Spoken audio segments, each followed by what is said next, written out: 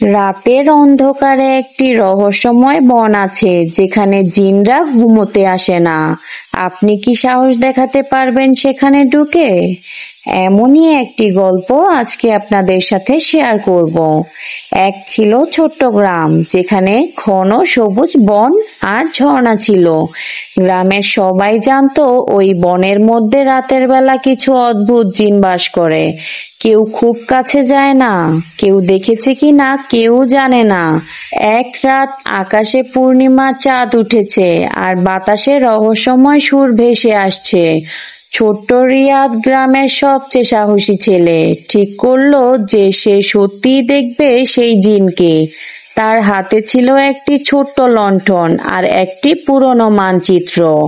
রিয়াদ বনের দিকে এগোতে লাগলো। হঠাৎ একটি অদ্ভুত শব্দ হুম হুম তার কানে লাগলো। লণ্ঠনের আলোয় দেখা গেল গাছের পেছনে একটি অদ্ভুত ছায়া নড়ছে।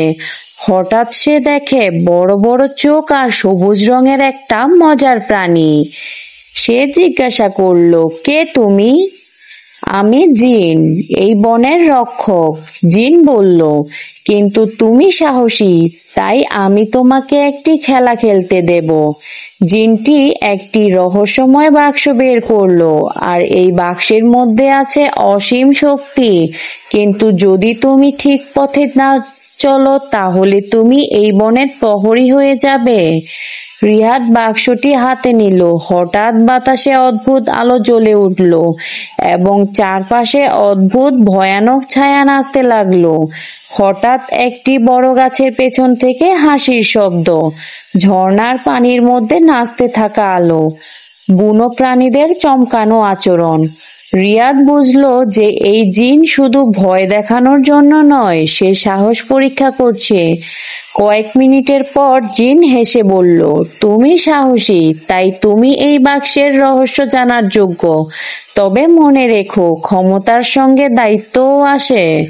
রিয়াদ বাক্স খুলল, দেখলো ভেতরে এক জাদুকরি আলো যা সব গ্রামকে রক্ষা করতে পারে।